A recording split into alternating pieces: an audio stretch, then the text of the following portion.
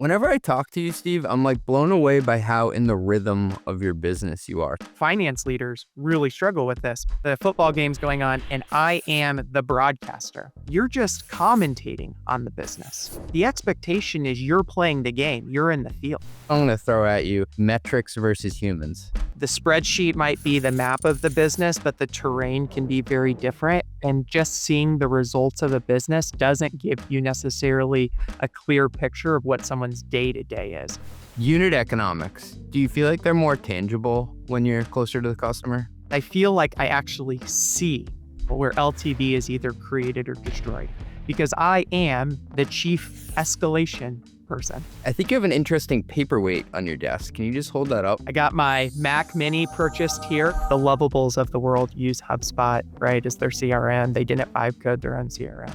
But it is back to that meme of I'm choosing both, right? If you're choosing between hitting the bookings plan, deliver on the roadmap, the expectations now going forward are that you can do all of those things.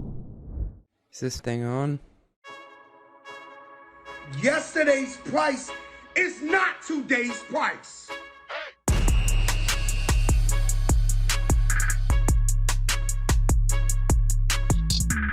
Welcome back to Run the Numbers, the show where we talk with the world's top CFOs and finance leaders. I'm CJ, a tech CFO, and my goal is to unpack the frameworks and operating principles that make you better at allocating capital and leading teams. On today's show, I'm joined by Steve Isom. Steve is the COO and CFO at Bloomerang, a leading nonprofit software platform and one of the clearest thinkers out there on what it actually means to be a, quote, strategic CFO. I really hate that term. In this episode, we go deep on what a strategic CFO really is, why the term is very overused, and how the best finance leaders shift from playing defense to actually driving business value. See what I did right there? I just used strategic CFO buzzwords that mean nothing. The CFO to COO evolution. Why in many investor-backed companies the CFO is already acting as the operator, and what changes when you formally step into that chief operating officer role. Congrats, Steve. And why the customer organization is the true economic engine of SaaS, how retention, expansion, and onboarding ultimately determine whether your unit economics actually work. If you like the show, please remember to like and subscribe. It helps us with the algorithmic overlords. And if you're looking to hire the best finance and accounting talent, I'd love to help. I run a recruiting service that pairs you with thoughtful, high-signal candidates from our community of finance leaders, people who, for better or worse, voluntarily research renewal rate calculations on weekends. If that's of interest, shoot me an email at talent@mostlymetrics.com and we can talk. On to today's episode with my buddy Steve. Back by popular demand on the Run the Numbers podcast, the people's champ, Steve Isom. Welcome back, my friend. Thanks for having me. I feel honored to be a repeat guest. After 5 appearances, we're going to do the SNL jackets. Yeah, perfect. Well, I think it's got to be a vest. Because that's like more VC, PE. Yeah. Congrats on the promotion. Since the last time you came on, you're now CFO and COO of Bloomerang. Yep. Thank you. You know, I like to say you had something to do with it. You wrote a blog post about the roles merging, and I immediately sent it to my CEO and said, see, I'm not the only one. It's a trend though, right? Like I'm seeing this in public companies. I'm seeing it in private companies. What's your read on the market and the convergence of these titles? I think that there's a question around whether or not you have the title or not, but especially in private equity-backed businesses, you're doing a lot of the things that you would expect a COO to be doing. Last time we spent a bunch of time poking fun at the term strategic CFO and what does that mean? And I think it's just kind of a natural evolution of that conversation. That strategic CFO is someone who's understanding the full business, every function, the unit economics, where there's operational bottlenecks, where there's competing priorities. You're already talking to investors. And I think a lot of times when these companies need operational discipline, they would pull in that strategic finance leader already. So part of this really, I think, is a natural evolution. There's just kind of a question around, do you get the title or not? Or I guess really, are you crazy enough like me to push hard for it? I certainly don't feel like I've completed what it means to be a CFO and now taking on a bunch more responsibility. And it is a lot. You have an insatiable desire to take on more. It's a natural evolution. I want to dive into something you said there because you gave a couple of the swim lanes that you think a CFO is participating in that makes them uniquely qualified to take on the dual role. And one of the things you said is you kind of have your finger or your pulse on every function. Can you say more about that? Yeah, I mean, I think that for me, it kind of happened organically over my career of coming in. We talked about my background before, but banker to investor, not coming up through FP&A rotational program at a large company. So I didn't know what FP&A even meant. I didn't know what was the responsible for. So I just kind of, in a fast growing startup where I kind of started my in-house role, I just went around looking on things that I could help.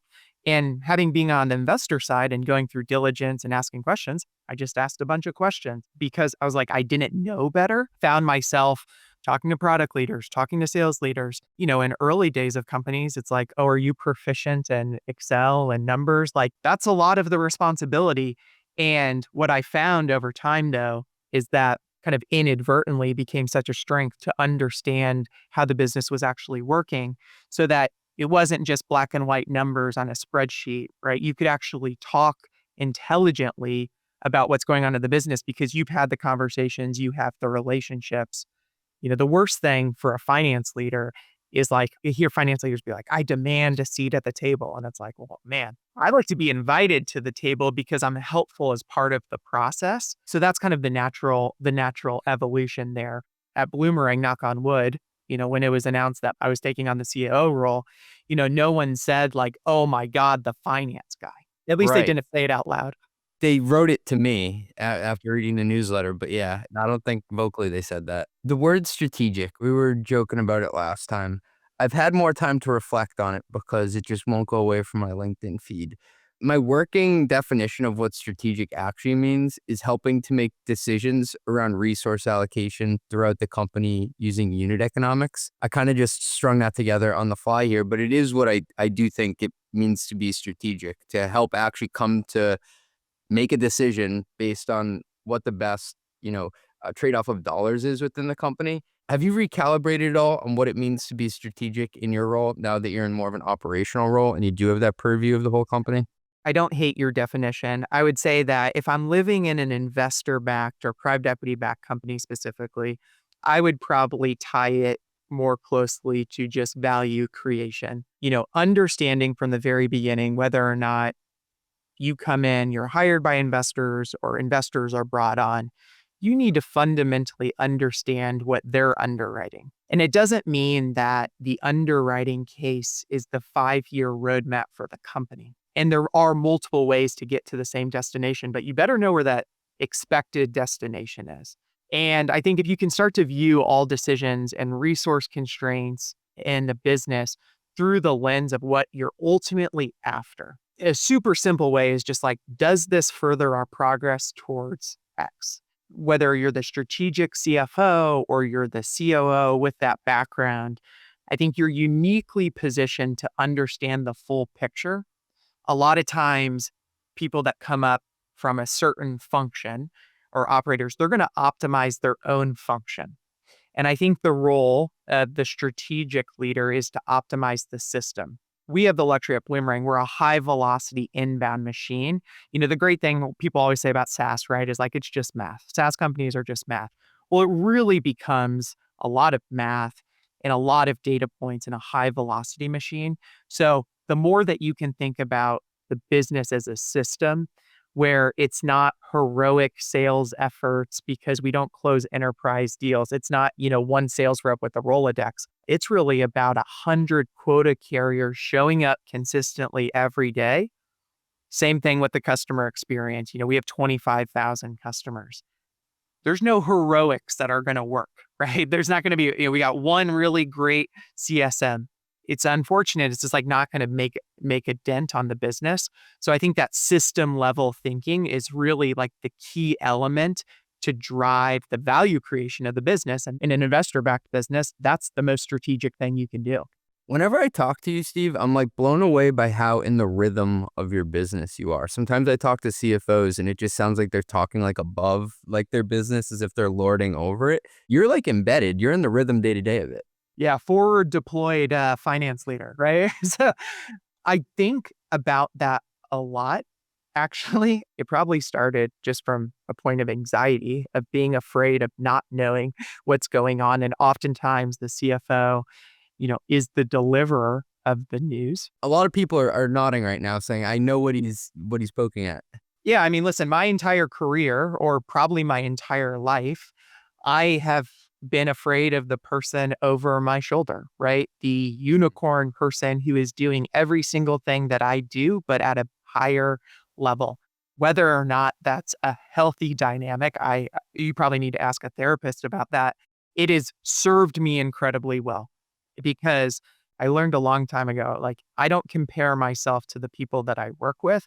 I compare myself to a theoretical person that I believe exists, and I'm pushing so hard to be better than them.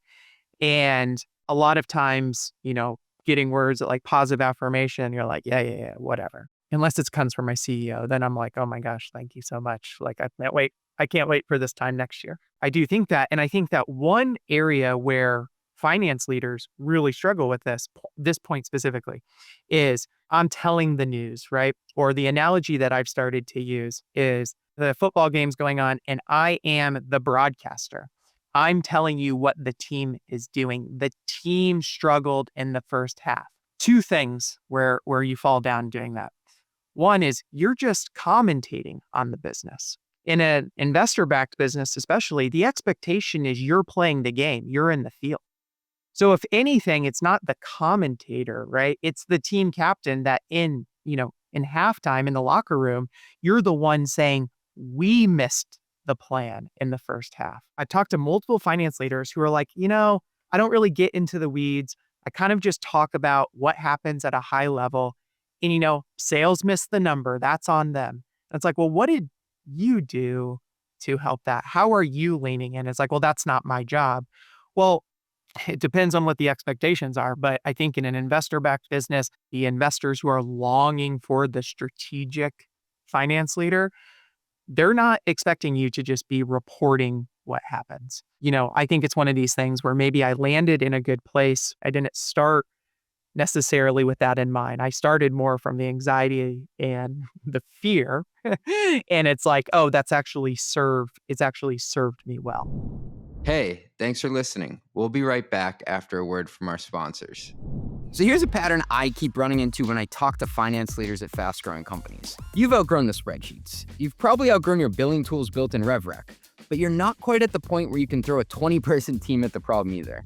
That's exactly the danger zone RightRev owns. RightRev is revenue recognition done right. It handles the messy stuff like high-volume subscriptions, usage-based contracts, and mid-contract upgrades. The things that break your ERP and the billing platform bolt-ons. Here's the thing though, your sales team isn't slowing down for you. They're closing ramp deals, usage commitments, and mid-quarter upgrades. And the longer you wait to fix the engine, the further behind you fall. So stop scrambling at month end and stitching together allocations across 3, 4, 5 spreadsheets to just have the numbers ready. Well, that's it. That's the whole pitch. CFOs tell me it's like a glow up for the revenue books. That sounds like where you are right now. RightRev is worth the look. Head to rightrev.com/CJ. That's rightrev.com/CJ. Check them out. Being a CFO, you know how much I love tools that actually make the lives of accounting and finance folks easier. One of my favorite tools right now is Rillet, the AI native ERP going head to head with NetSuite. Yes, someone is finally doing it. I met Rillet 2 years ago when they were still in stealth. Since then, they've absolutely taken the finance world by storm. Their mission is to make the zero-day close a reality, and they're actually doing it. Customers are literally closing their books at 1:35 p.m. on the first day of the month.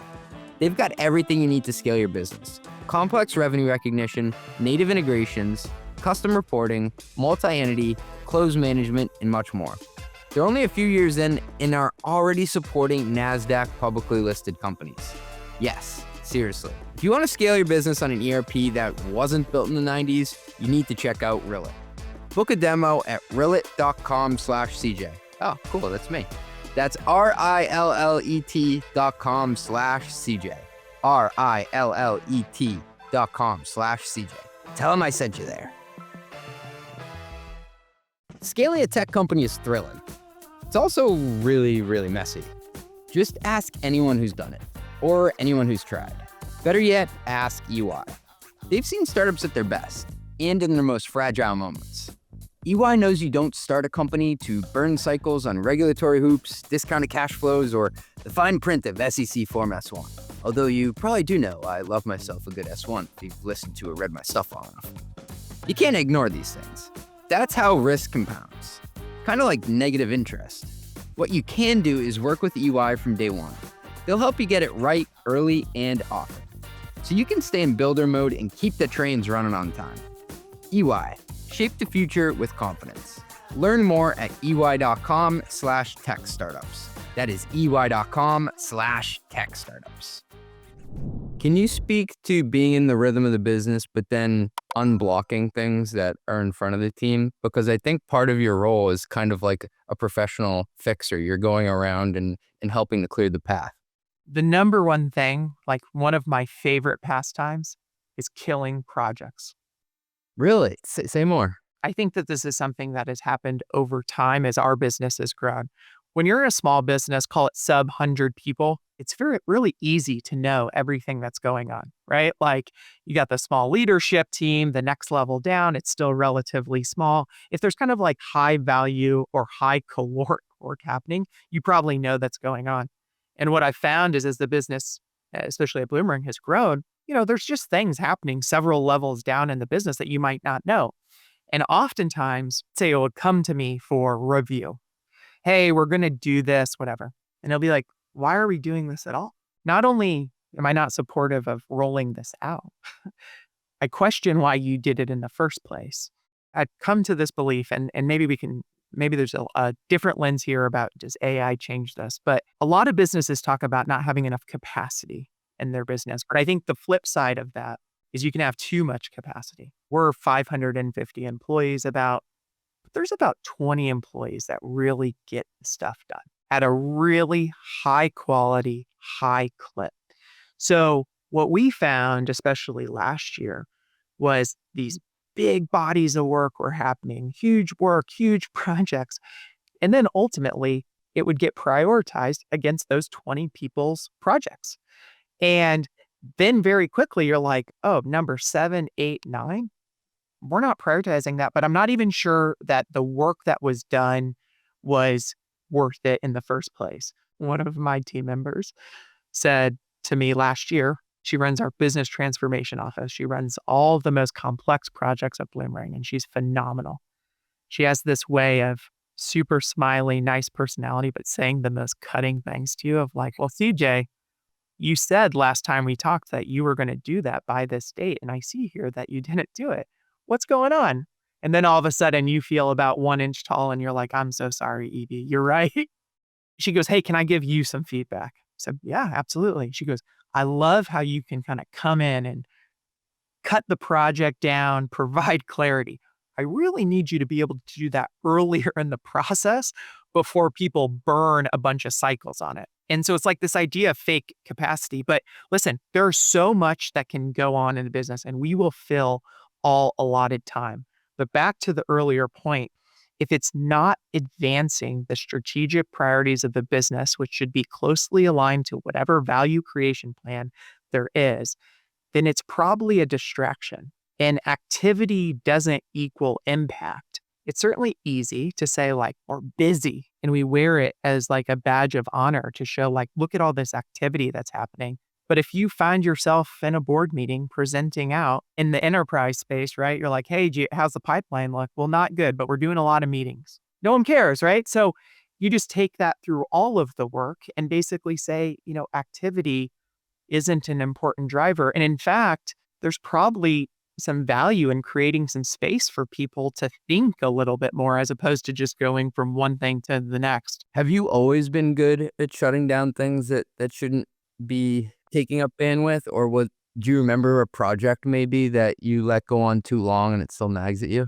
The meme of the guy who's pressing one button or the other and Yeah, choosing two red both buttons. of them. We have a running joke like both buttons say violence and you choose both of the buttons.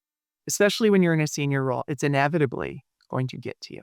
I think the mistake that I've made in the past is just like, I don't have time or capacity to go course correct on that thing that I know that's happening. We're a high velocity software business, and we have some services that we sell. And there was a project last year where a ton of work had gone on to completely re-architect our services offering.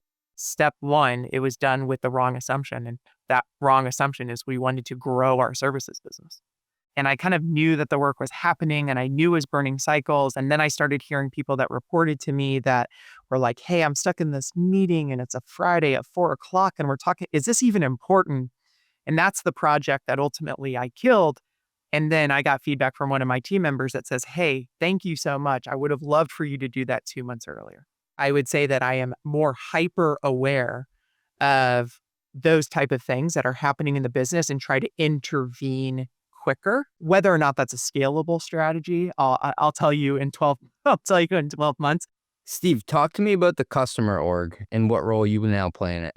At Bloomerang, that was kind of the evolution from me as the CFO to the COO. Is that's the additional thing I took on. So as the CFO, I had finance, accounting, RevOps, IT, the people team. Business transformation is what we call this other team that's kind of like a PMO. I will tell you that Bloomerang's a really special company in the fact that we sell to small and medium-sized nonprofits. The thing about small and medium-sized nonprofits, if you reach out to them and say, hey, I'd like to buy you a cup of coffee, it's not like reaching out to, Bank of America and saying, hey, can I come in and buy the, CEO a cup of coffee? So they say, yes, I live here in Omaha, Nebraska. I'm not from here. And this is very much a where'd you go to high school type town. And over the last 5 years, I've just met a ton of nonprofits. I just counted actually because I invited them to our annual conference, GiveCon, and 91 customers I've met in person over the last 5 years. You as the CFO As the CFO. have met nearly 100 customers. Do I have that right? Yeah. Now, again, I did it because I was like, I need to understand, because when I joined Bloomerang, people would just say things like as gospel truth. It's different selling to nonprofits. These people are different. Or, hey, the sale, like we lost a deal. Here's what happened. And you'd be like, that sounds crazy. So I wanted to be closer to the problem. And then Omaha being kind of a small town and the nonprofit community being relatively tight knit, it really took initial outreach about 5 years ago. And then every single subsequent meeting has just been people connecting me with other people. So took over the customer org, which for us is onboarding and implementations, customer support, customer success. And then we have coaching and consulting, which is kind of a managed services offering, and then customer operations. First and foremost, it was making sure and convincing, especially some of the newer folks at the company, to know that I am close to the customer and care deeply about the customer. But I actually think that it's actually a pretty natural evolution, because we talk a lot about value creation, and you mentioned, right, about unit economics. Well, it's a good reminder that the acquisition of the customer is a cash losing exercise.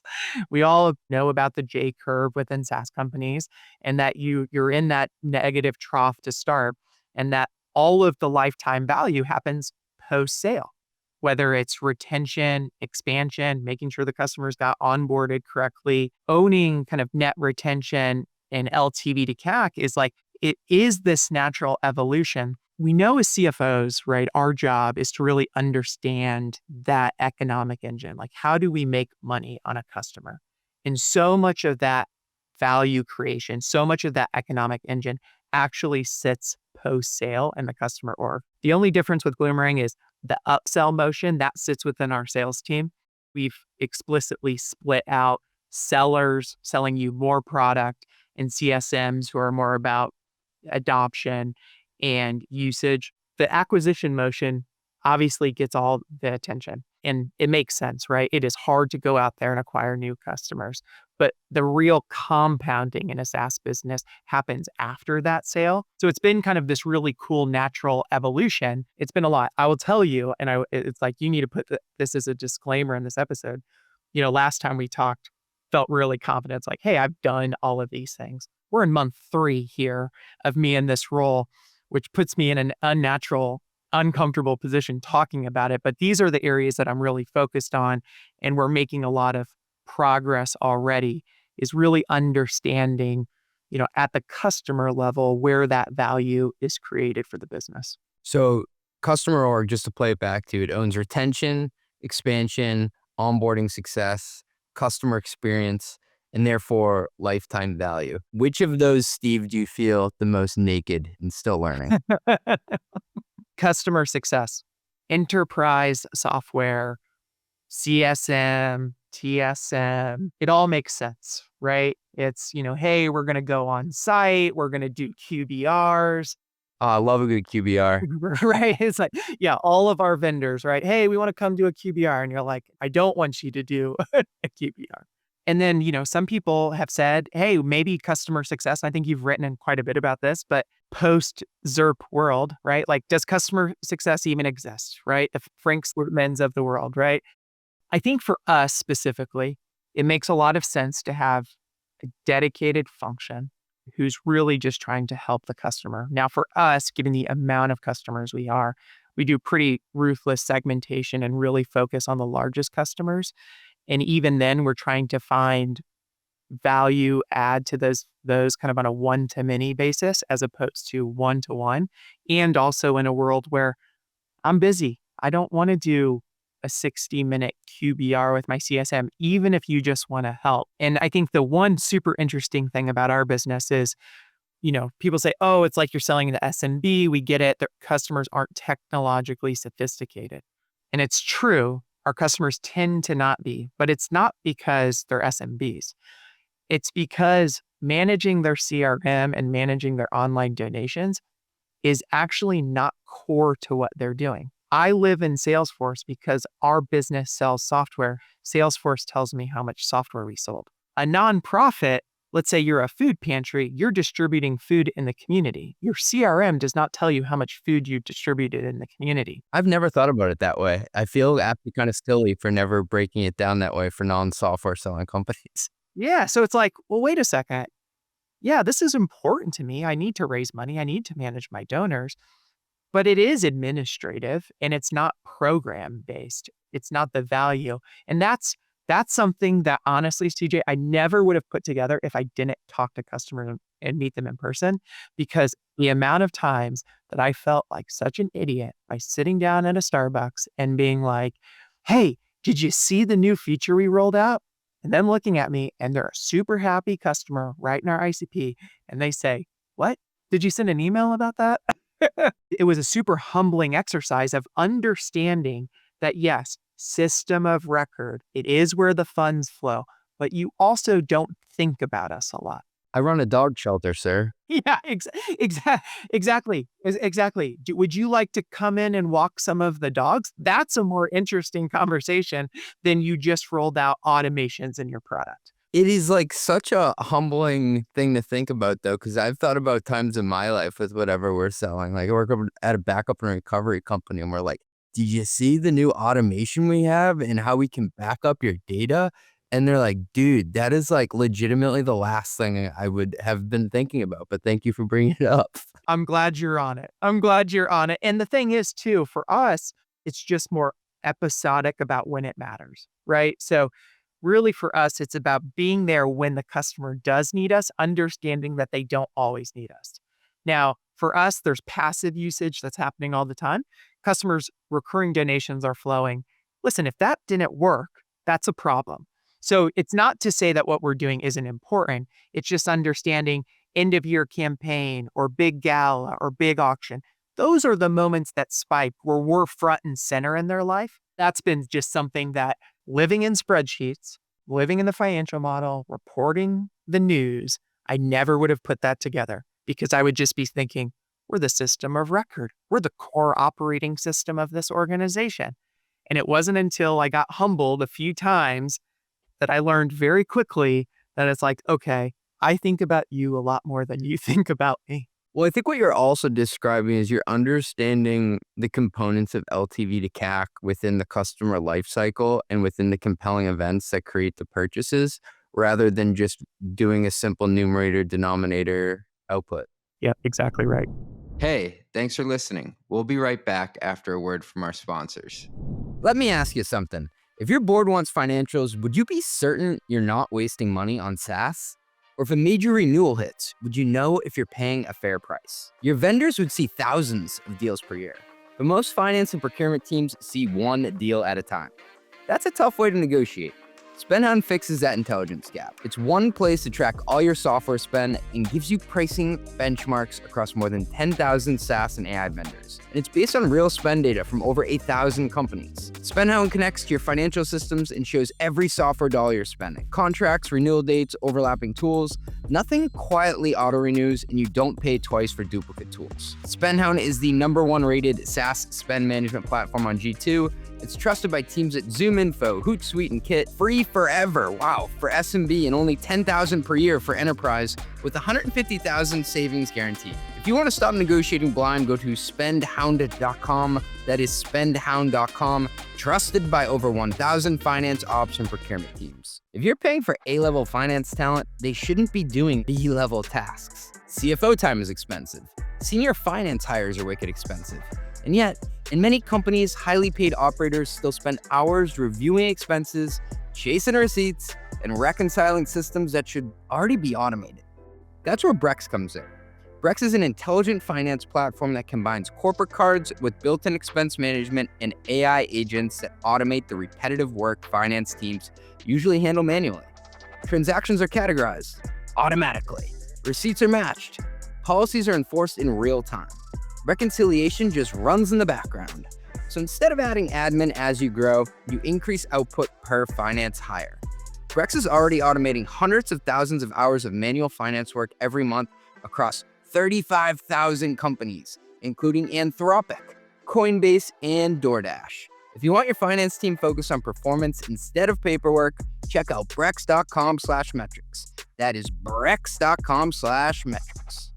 I've seen a lot of FP&A tools, and Aleph is one of the few that gave me that aha moment within minutes. I remember watching their founder, shout out to Albert, connect my NetSuite data and build me a full P&L live in minutes. Aleph is now trusted by hundreds of leading companies. I've had the CFOs from Turo, 8Sleep, Zapier, and more on the pod, and every one of them is a huge advocate. I also just published my second annual CFO Tech Stack report, and Aleph has been on the podium both years, including a #1 finish in the $50 to $100 million segment this year. Instead of being just another planning tool, they built a real enterprise-grade data foundation for finance, implemented at startup speed with AI-native workflows woven into its DNA. All your systems, ERP, CRM, HRIS, ATS, product usage, and more, powering one clean, governed data layer that finance can actually trust. And with AI moving as fast as it is, they're pushing even further. MCP, custom AI chatbots, AI-powered variance analysis, and the list keeps growing. Try it with your own data at getaleph.com/run.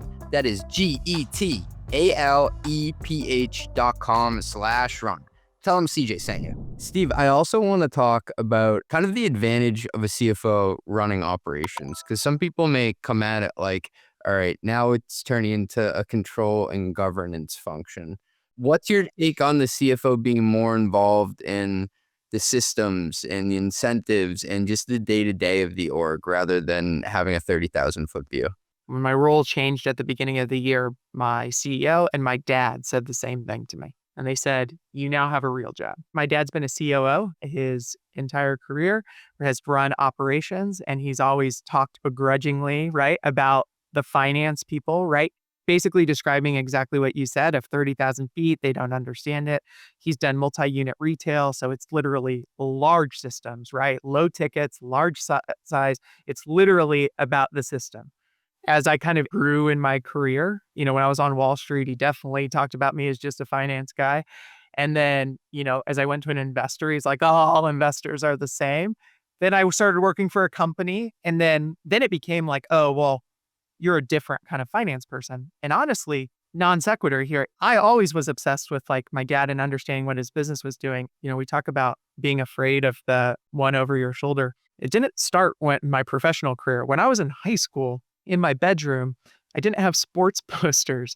I had successories, like the motivational framed pictures that sit in like corporate offices. The very generic boilerplate, like inspiration, courage, teamwork.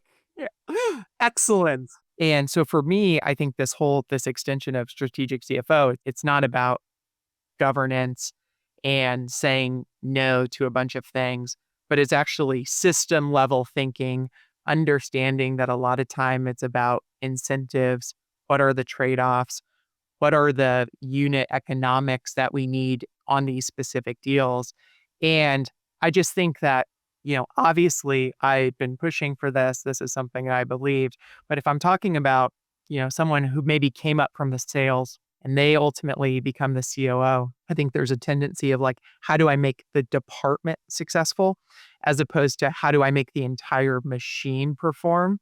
I think I told you last time of years ago, like I just always hated the term G&A. So a play on customer success, as we called our G&A team, company success. And so when you view it through that lens, then all of a sudden the operations of the business, it becomes a little bit clearer of natural evolution. So, instead of optimizing for one function or one team, it's like you got to optimize for the entire system. And when you view it through that lens, I think it's a pretty natural evolution as opposed to people say like, oh, what's the worst thing that can happen? The finance guy takes over. Yeah. So the finance guy has taken over. I know it's still relatively new. It hasn't been a full year yet, but I do want to cover some of maybe the micro changes you're seeing in your own thinking or even just tactically within the org. So the first one I'm going to throw at you is metrics versus humans. Yeah, it's a good framing. I mean, the finance person in me, it's like I want to see a bunch of dashboards and I want to see the data. I think in that operational role, what needs to change is you need to see the people, whether it's employee capacity, customer frustration, where is the breakdowns in the process. Running the customer org just for the few months here has reminded me that the spreadsheet might be the map of the business, but the terrain can be very different. And just seeing the results of a business doesn't give you necessarily a clear picture of what someone's day-to-day is. And in my first 30 days of the customer org, I got in front of the team and I proudly said, like, I got my customer leadership team and then their next level down. I'm going to do skip levels with all of them, one-on-ones in the next 30 days. And I committed to that before I counted how many people that was. But again, just like all of a sudden, you go from a black and white picture of what's going on to a full color picture when you're talking to someone who's in it every day. And they're like, listen, I love where the company's going. I love the strategy I'm in it. Let me tell you actually what my day looks like. And how far disconnected is it from how, we're talking as a business? And that's become a lot realer. My friend Ethan likes to say that accidents happen at intersections, and I'd be the one who'd be looking at just after the accident what the metrics were. Have you found that a lot of the metrics that you want to improve are really trade-offs between people or handoffs between people? So we're a fully remote business. And I think one of the biggest struggles, especially being like 5+ years now into being remote, is you lose all these like serendipitous interactions, right? You're at the copy machine. And if you're not super intentional about going out of your way to get that additional context, and I think just as a CFO, it's helpful to understand it too. And we do these randomly scheduled one-on-ones through a tool called Donut. And it's like, people are always like, oh, I'm surprised you do them. And I'm like, oh no, that's where I learn the most about how the business actually works. Because I'm sitting here racking my brain over retention of a certain cohort. It's like, well, then how big are our CSM books? How long are implementation timelines? Do we have behavior-based triggers to drive expansion opportunities? What are we doing from a customer health scoring perspective? And a lot of times those things are just bullet points on a slide or in a weekly update. And you're just kind of like, oh, yeah, that sounds good. Sounds like we're doing that. And then you talk to the actual operators, the ones that are actually doing the work, and they'll say, oh, our customer health score, actually, 50% of it is actually based on the feedback that customers give us. And we only get a 10% response on those surveys. And you have this like jarring moment, right? Where you're like, oh, okay, now I'm starting to understand how it actually works. There's an old adage that CFOs just love to recite ad nauseum, that incentives drive outcomes. Can you think of any examples that you see now in operations that make that real? Yeah, I think that it's definitely true. And I think what we do is we'll optimize for the outcomes. If you incentivize someone to do something and don't think about the next order of what that necessarily means, is you'll find people optimizing for the wrong thing. So in our business, for instance, we have unique customers and they'll come to us and they'll want to buy and they'll want to change everything. And then what happens is they'll sign and we say, hey, we want to do your implementation kickoff. And they said, we're too busy. And you said, well, you just signed a contract last week. What do you mean you're too busy? What we were so focused on is our implementation timelines. And what we were just looking at is we were looking at from subscription sign to go live. And it wasn't until we started looking at customer-based delays in the process as a sub-metric of the timeline, we were able to actually measure how our teams were doing. Because we have customers, something comes up, they get busy, staff member leaves, and they'll just say, hey, let's pick this up in 30 days. So instead of that now being red on a dashboard because we said we have to get implementation timelines down, we say, okay, this is a customer introduced delay. That was a big eye-opening experience for our implementations team. Unit economics. Do you feel like they're more tangible when you're closer to the customer? Yeah, I mean, listen, if you're sitting here talking about like reporting out LTV to CAC, to your point before, you got a numerator, you got a denominator. When you're not just aware, but you are accountable to the operations of the business, you start to feel it. You feel the LTV and you feel the areas where customers get stuck, onboarding fails, you feel what actually drives adoption. And I think that the single most interesting thing in kind of the 3 months into this role about running the customer org is I feel like I actually see at a micro level where LTV is either created or destroyed because I am the chief escalation person, right? Chief churn officer. Again, we talked about it. We're a high volume system. And in a high volume system, you can also become just too far removed in the sense of like, well, yeah, there's thousands of them. You know, what I used to say as a finance leader is, okay, you're telling me it's happening a lot, but what about a percent of the total, right? We sold this many deals. What percent got stalled out? And I think people would get annoyed when I'd ask that question. Well, now being at the point where any really unhappy customer ultimately gets escalated to me and just hearing directly from our customer when something doesn't go right. And I will tell you, we get it right 98% of the time. This is really about the 2%. You feel it a lot more. It's less about, hey, that's a rounding error on a spreadsheet. And you're like, I talked to Carol in Florida and she really had a bad time being our customer. And we've got to do something to fix that. I want to segue to talk about the future of the CFO role. But first, I think you have an interesting paperweight on your desk. Can you just hold that up? I got my Mac Mini purchased here, so I'll get this set up this week so I can keep Claude Code running in full time as I'm doing my work throughout the day. How deep down the rabbit hole are you? Over the past month, however many weeks, SaaS companies have been trading down, the SaaS apocalypse, all of these things. And I think I kind of laughed it off a bit of saying, is someone really going to vibe code this? But I realized that I've been so busy that I hadn't really dedicated a bunch of time recently going deep on AI. And I got access to Claude Code. And I started a little bit as a joke of saying, I'm going to build a replacement to Bloomerang. And while the breadth of the application and the distribution of the tens of thousands of customers we have make it a non-viable option, I think I've learned a lot in terms of actually what's possible right now. I'm all in. I think what people need to understand is that I think software companies are here. The Lovables of the world use HubSpot, right, as their CRM. They didn't vibe code their own CRM. But it is back to that meme of I'm choosing both, right? If you're choosing between hitting the bookings plan, deliver on the roadmap, clean up tech debt, the expectations now going forward are that you can do all of those things. And it's not a crazy ask anymore. I want you to do all of them. And I also want you to do it without growing the team. Got one big project going in Claude Code right now.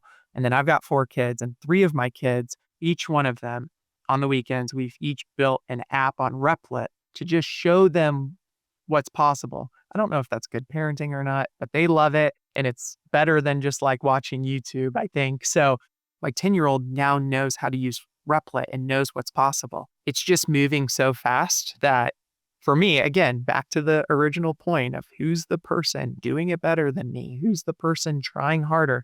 This is now just the new thing where it's like to stay relevant, not to be good at your job. And think about how far we're coming from closing the books on time or accurate financial reporting or a clean audit, right? It's like we are now orders of magnitude away from there where I'm basically saying, if I personally am not in Claude Code, seeing what's possible, I personally feel like I'm going to get left behind. And that's what's keeping me up at night and what's pushing me. I'll use the caveat. I don't know if it's good. My wife came into my office the other day and she saw me on Claude Code and she said two things. And she said, one, I'm worried that this is becoming your mistress, referring to Claude. And then she said, and she knows our CTO, and she goes, second, I'm worried that you're trying to take his job. You were deep down the rabbit hole, my friend. But I was talking to a CFO the other day and he said something interesting. He said, I'm trying to motivate my team to experiment with different uses of AI and to try to build stuff. And I'm telling them, don't do it just for the company. I want better results for the company and more efficiency, but do it for yourself. Make yourself more valuable in the marketplace. I'm curious what you've told your team. You can't make someone intellectually curious. I don't think you can force that muscle onto someone. But what I can do is I can at least set the tone and I can say, look what I'm doing.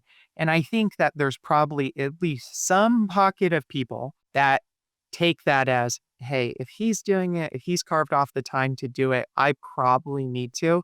But to your point specifically, like I'm doing stuff that is work related and then I'm doing things that are not work related at all. My niece bakes cookies and sells them in her neighborhood. She now has a website that can run online transactions. We have our first big test on Monday. She's doing a cookie sale in her park that's by her house. And she can now take Apple Pay, Google Pay, it's tap to pay. That was about learning how, really learning what's possible. And for me, I think the most shocking thing is it had been a couple months since I went deep. And inevitably, months ago, it gotten to the point where you're like, hey, change one thing. And then it changes it, it breaks everything else. Or it's, hey, I overrode all your code, sorry. Now it's just becoming so crisp that the feedback loop, not only is it so positive, it's a rush, right? It's a rush of, I write up a super detailed prompt in it, whether it's Replit or if it's directly in Claude Code now, and it builds exactly what I asked it to. Are you thinking about resource allocation any differently? I'm less worried that vibe coding is going to replace systems of record. I don't think that Bloomerang is going to get rid of Salesforce, but there are now single use process automations that you can spin up as just a simple web app. My FP&A leader is doing this right now. He's leaned in super hard. And again, it's about like having the right people sending me Zeit videos of here's what it does. The thing is never would have made the list on our, whether it's RevOps, IT, never would have made the prioritization list. You're like, what's the ROI there? It doesn't matter now.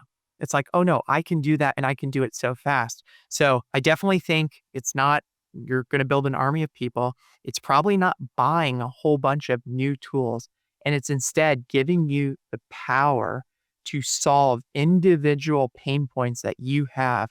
And I think that the more democratized that can become, right? Because you said, do it, the advice, right? Do it for yourself.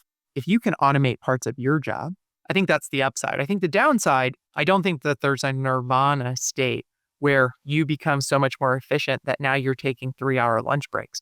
I think that it's just going to be a loop of like, okay, you're doing this, your increased capacity, your throughput is so much higher. I now expect more of you, whether that's you're an individual contributor or a manager within a software company, or you're an executive working with your investors. Your investors aren't telling you like, hey, you're doing this so much faster. Just relax the rest of the time. Well, that was my next order question. You're more efficient. Does that just mean the work-life balance is better? We all take our dogs for 3-hour walks and get to get lunch with friends, or where does this surplus go? I mean, I'm working more than ever. And the reason why is because you're just hitting so many fewer bottlenecks in the process, right? Especially like, I'm not technical, right? So I didn't know what was possible. Oh, I need to talk to a data analyst. I need to talk to a systems engineer to get access to these things. But if I can sit down for a few hours at night, work uninterrupted without hitting a point in which I need to bring in someone else to help me, then I'm just going to keep going. And the feedback loop is so intoxicating. I don't know another word to say it. I was working with Claude Code yesterday and I said, build out this plan and its features. And it laid out a 5-week plan. And I said, okay, Claude, how long do you think this is actually going to take? And that's like, oh, well, that's how long it would take with humans. For me, it will take 5 days. It ended up taking 5 hours. So even Claude's under promising and over delivering to me right now. I will say it's made me less patient of a person in general, whether it's with other people at work or people who work for me, or you're sitting in a meeting and you're like, is this drowning on? And you're like, I could be moving so much faster right now. I could be consuming tokens right now. Last week, I was trying to do all of this work in parallel, and I'd be sitting on a Zoom call. My computer's freezing because like Claude Code is running through thousands of tokens. So I was like, okay, I got to get the Mac Mini. I got to run it in parallel, so I'm not disrupting my work. Unfortunately, I think the reality is I don't think there's some amazing shift that's going to happen in work-life balance. And I think if you work in a high stakes, high expectations, high velocity business, just every one of those things is going to be multiplied. Gearing towards a close here, what gets you most excited for the next couple of years for people stepping into a financial leadership role? If you have the right mindset to understand what the role can be, the tools and the technology exists now to make that easier than ever. I think a lot of the things that were served me well in my career so far, going above and beyond in certain areas, whether it's preparation, whether it's understanding by talking to ICs of what's going on in the business, consuming and retaining large amounts of information, were kind of differentiators. And sometimes people would say things like, that's really not how I'm wired. I don't know if I can do that. Those things that may have been stretch abilities, capabilities for you are now super tangible. But for everybody, it is 100% in your control. And I think that you cannot be a passenger here. You have to be a driver, set the tone for how hard to work, how much to care, and all of these things. And this is no different. Fundamental change in how work is going to be done over time. And if you're not at the front of the pack, you're going to be irrelevant. Because I think that as it relates back to finance people, there's a bunch of AI native upstarts, right? And what is their question? Their question is, do I need a finance leader? We talk a lot about the strategic finance leader. If you're the non-strategic finance leader, and now you need to convince a founder, they need someone like you. And oh, by the way, not only are you not AI yourself, you're not leveraging AI, and you can't talk crisply about what's possible. Good luck getting that job. It's always a pleasure to hang with you, man. I really appreciate it. Yeah, well, thanks for having me on. Run the Numbers is a mostly media production. Yelling and intro by Fat Joe. Artwork by Meg D'Alessandro. Show is executive produced by Ben Hillman. Nothing said on this podcast is intended to be business or investment advice. It's the sole opinion of me, a guy who feeds his dog way too much ice cream and has a history of net operating losses. LOL. If you like this podcast, hit subscribe and give us 5 stars. It will take like 2 seconds and our algorithm overlords love it. Drink water, call your mom, and have a great day. Peace.